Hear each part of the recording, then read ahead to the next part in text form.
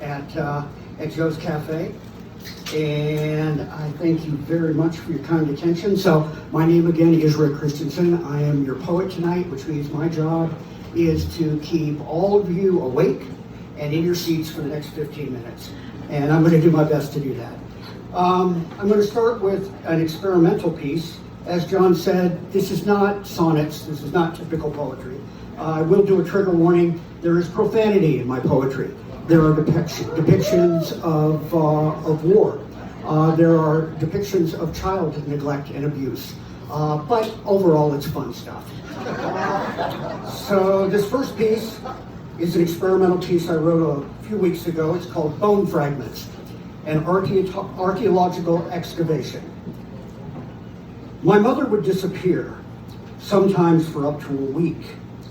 I would shoplift groceries at the Ralph's in North Hollywood to feed my little brother and myself. It didn't feel like stealing. I always took a list. I don't remember the movie by name. I was 8 or 9. I fell hopelessly in love with the beautiful princess. For the next 50 years, I was sure that I would find her in the bright eyes of every neurotic narcissist I dated. I was always disappointed, but she was always there. I hate to carry a lot of change in my pockets. It reminds me of when I had to go to the laundromat with my little brother. I always tried to use some of the change to buy him candy. He was easier to handle in public spaces when he had candy. I was always reluctant to make promises to my children. I didn't want to disappoint them.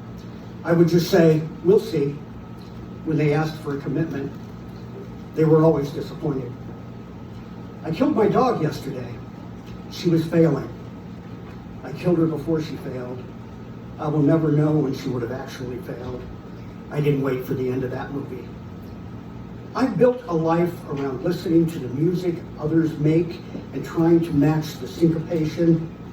There is some peace in slowly going deaf. It isn't really silence, just the absence of noise.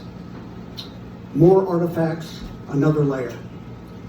My grandson told me that he thought going to prison would be really awesome. He said that it would be relaxing to be forced into compliance, or basically that.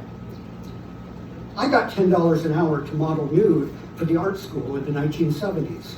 I told my friends I was doing it for the money. I was lying. I tried to become an alcoholic during my freshman year of college. I drank 2 warm beers for breakfast every day, but then I went to class. I fucked it up. I should have skipped class. Last night I dreamed that I shaved off my beard. My girlfriend broke up with me, then I woke up. I told her about the dream and she laughed. "Yeah, how dare you change your appearance without my permission?" My biological mother was 17 when she conceived me. My daughter was 17 when she conceived my grandson. My grandson is now 17. He lives with me. I think about what he may be conceiving as I write this. I lived with my great-grandparents until I was 3, until my great-grandfather started having seizures. I asked if he was going to get better, if I was going to be able to come back home to them. They did not want to disappoint me. They said, "We'll see." Thank you.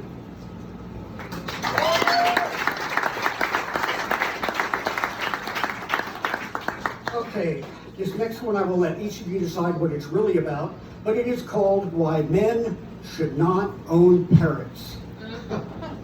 A big Amazon gray. That's what I'm not going to have. The blank, feral countenance, almost too much to bear, like looking into a mirror. They live a long time. Such a commitment. My friend had one once. It went on a rampage repeatedly, like a confused, angry child. It turned everything over and then did it again. Finally exhausted, it sat, confused, wondering why so much effort led to so little effect. The mood swings are the hardest part. A man needs stability, and they bite. You must feed them every day, and they will send scattered seed husks to the floor that may cause you to slip and fall if you are not careful. They are always hungry. I've read that you can leave on the television. The noise and light provide some stimulation while you are away.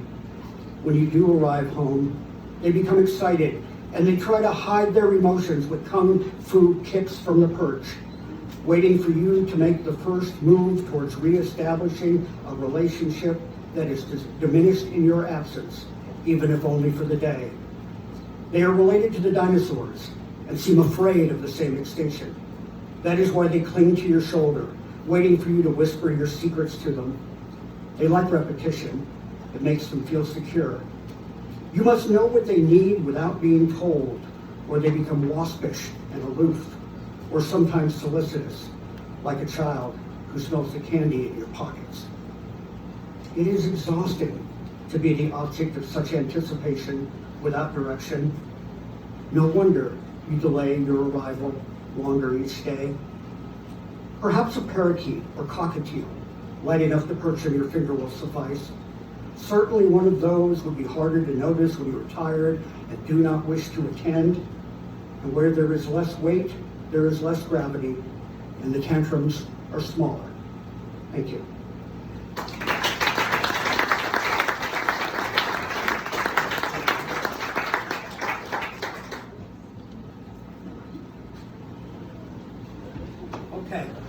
Okay, this next one is about my dad, and it's about war.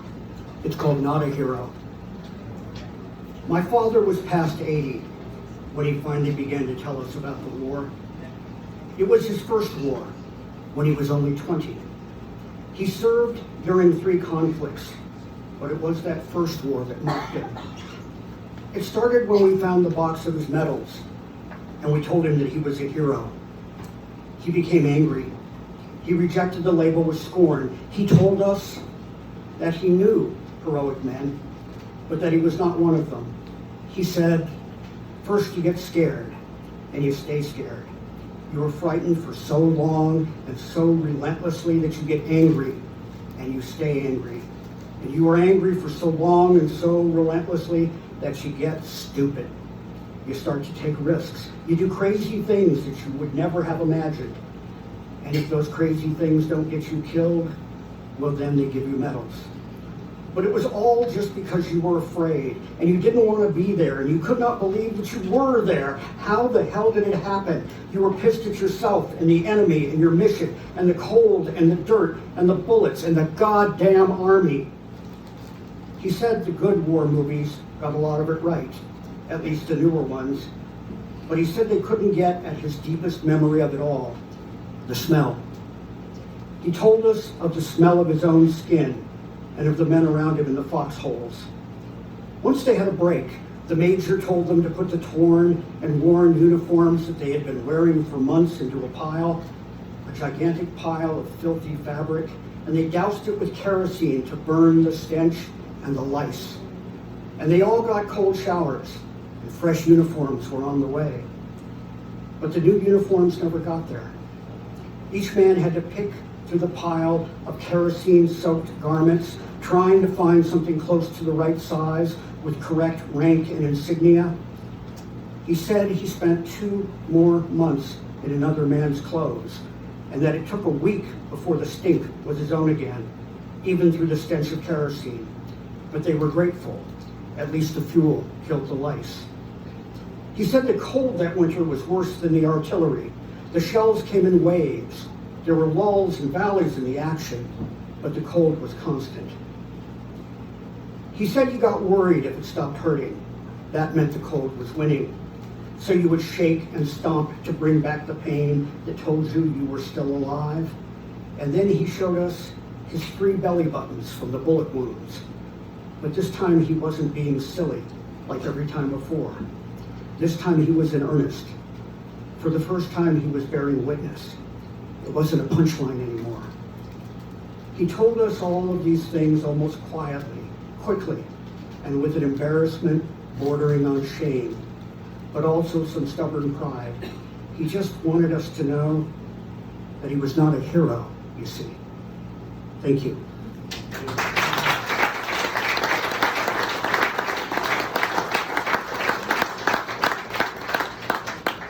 Well, if you go out on Route 70, you see all of these RV parks all over, full of what I will call the new homeless.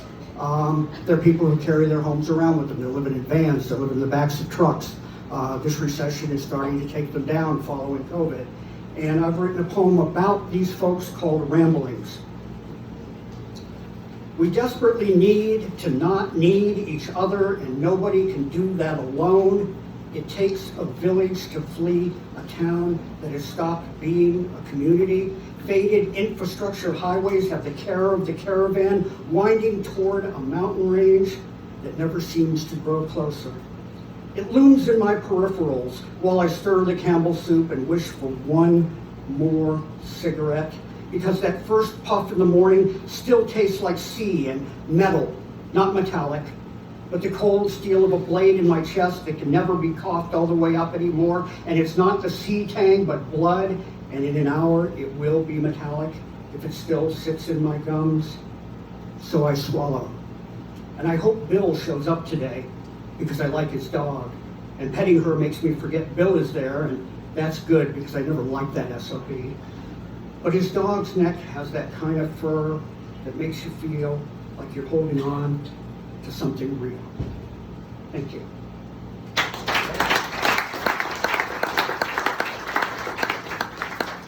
Okay, another kind of experimental one. It's called The Universe is Porous, and Osmosis Creates a Bleeding. You locked us in our attic bedroom on nights when you wanted to have sex. We had to pee in the toy box. I blamed it on the cat. We all leak slightly. We all resist looking at the stain. At 14, I stopped your swinging, stinging slap as I caught your wrist in my palm mid-swing. I saw in your eyes what you thought you had made. The punished child becomes every man who has ever struck you. Your blows had won, you thought. I dropped your hand. I was not your sin eater. I would not be your sin. Thank you.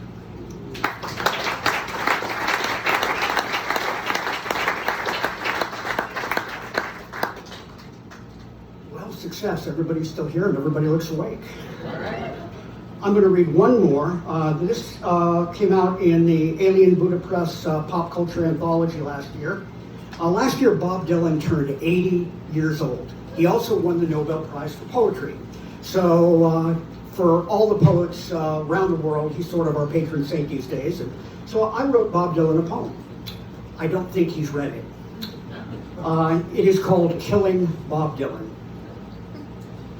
Men try to kill a thing before it can tell them the truth. Bob was having none of that. He hit Highway 61 hard. Everything about him was elusive, except for the words, and of course the music. And they almost got him on his Triumph Tiger. But he was made of boot leather and non-filter cigarettes at 3 a.m. and promises that no man should have to keep. So he licked his wounds and was back on the road in a year, because he knew that it is magnificent to love something that is broken. And he loves all of us like a Jewish mother, doling out wisdom and criticism wrapped in newspaper and truth and some hope. He just wrote what he read in the papers, and when he saw a thing, he just said it. Sure, he went electric, but everybody was going deaf anyway, and he needed the volume. And he went country, because they would never look for him in Nashville with a loaded gun. To confect a life is hard, abandoning the shackles of structure without surrendering to chaos. Ask any warrior. Chaos breeds healing, born from resolve, and resolve is a paper sword. Bob's resolve was born from a dog's belly, ready to be expelled in a nauseous heave. Bob knew that the first sign of anything can be a stop sign or a crucifix. He burned down the fetid house without providing plans to build another, and he stole wisdom from the abyss of an asphalt parking lot. Bob saw that we have an awful lot of meat in the refrigerator, and he knew it would stain the furniture, and he knew that we needed a container.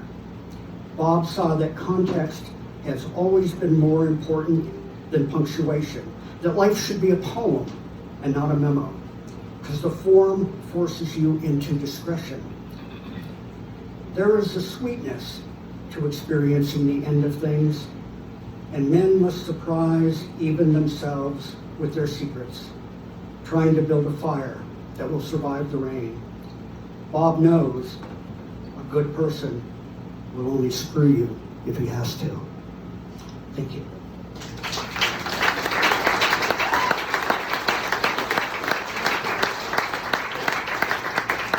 Well, that's my time, and I have the honor of bringing back to the stage